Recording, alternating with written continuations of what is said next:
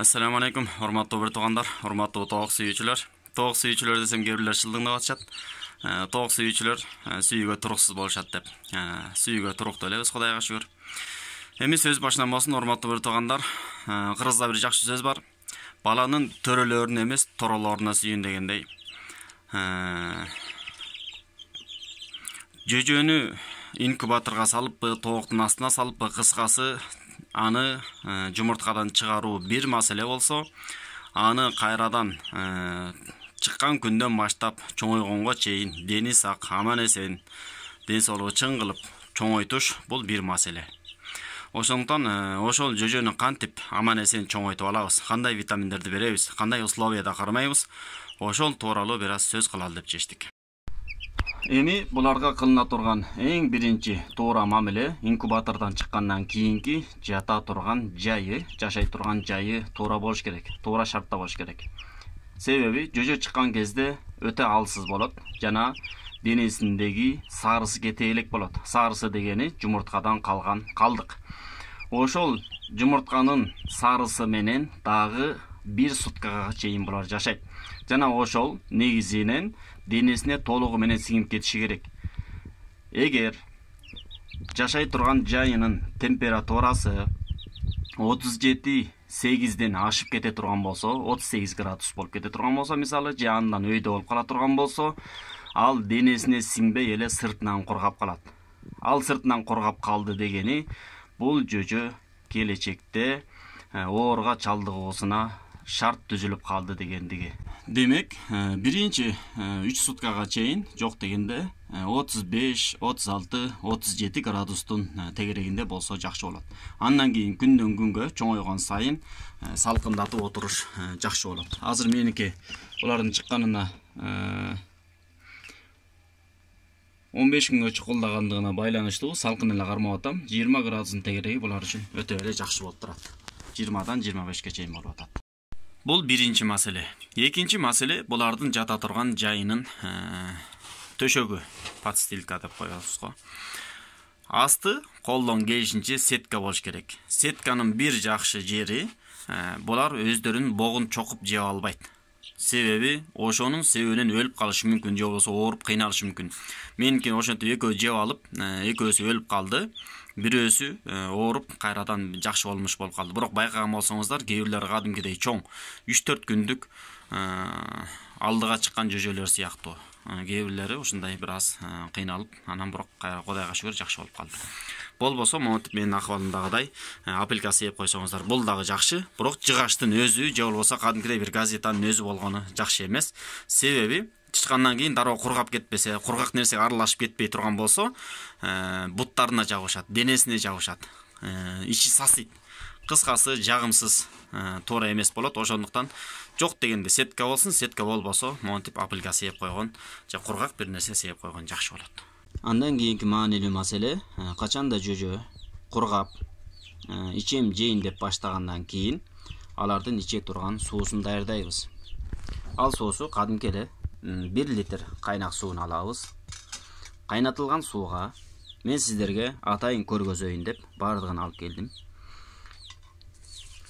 1 таблетка фурацилин салабыз. 1 таблетка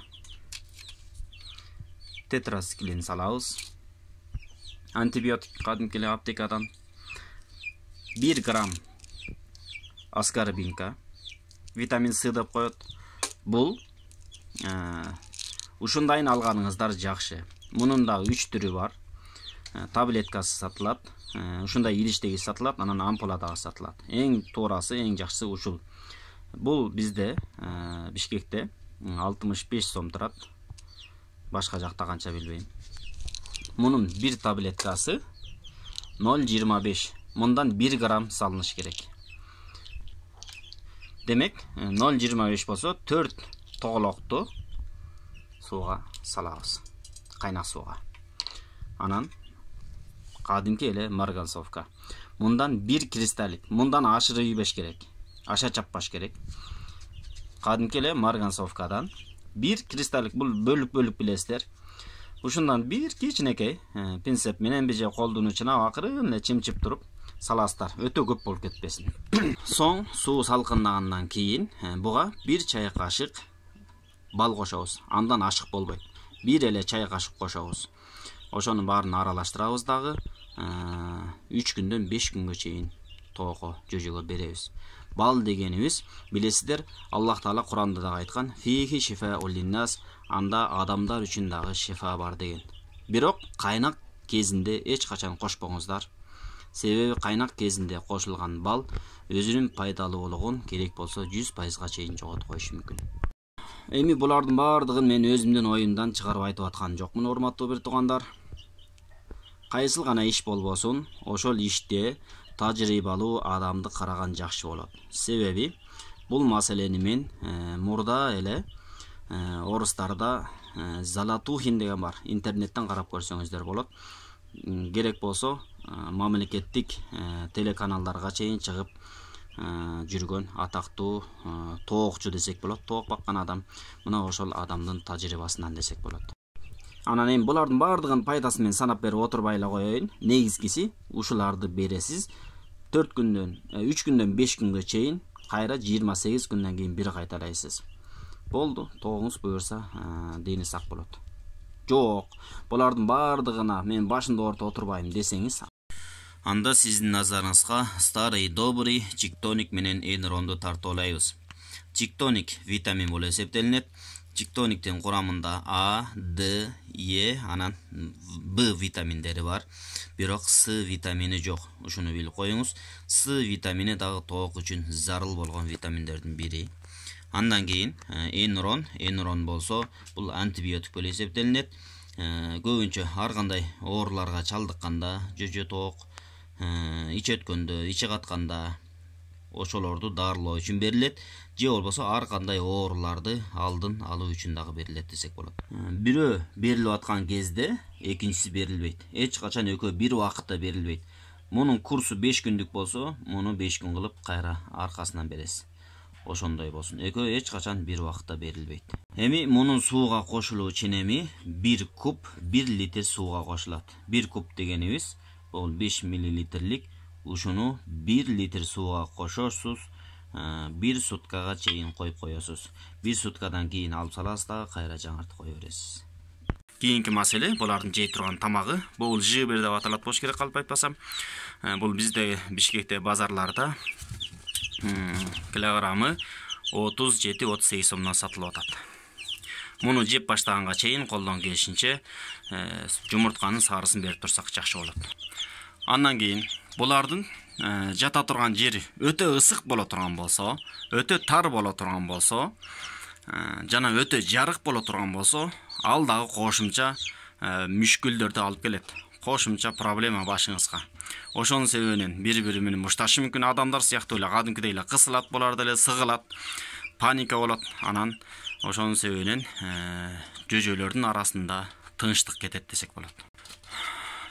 Булар деле кадимкидей эле үйүргө жакын, жалгыз жашаганга такыр көнбөгөн, ылайыкталбаган макулук десек болот.